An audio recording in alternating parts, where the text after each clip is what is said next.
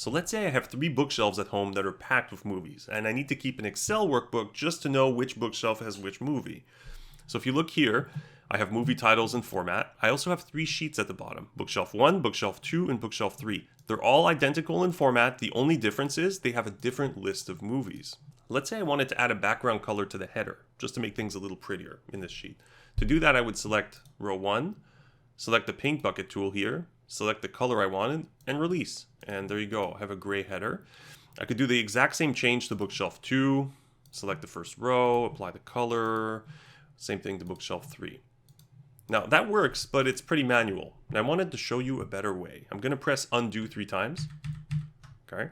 Now I'm back to the first sheet. Instead of doing it the way I just showed you, try this.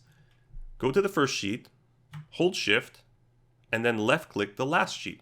You'll notice that they've all been highlighted. That's because they're now all selected. And when I select the first row and then select the color as the background color, the same change will apply to all selected sheets.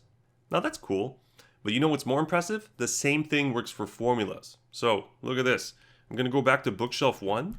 I'm going to hold shift, left click the last sheet, and then let's make something a little better. Let's say I wanted to know the number of movies in my shelf.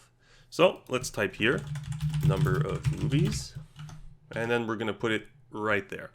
So here I'm going to put count A, and all that does is it actually counts all the cells that have values in a given range. So the range I'm going to give it is the movie titles. I'm going to go column B, starting at 2, as you can see on the left here, all the way to B, ending at 999. Why 999? Because I know I have less than that many movies per bookshelf. So I'm going to press enter, and here you see, oh, okay, it has 300. Nice.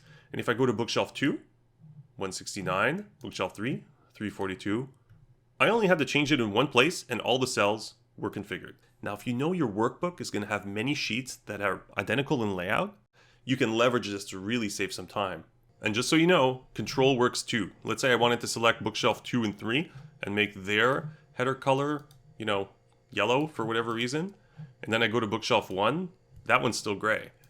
So shift and control are super useful if you want to modify multiple sheets that are similar in format at the same time.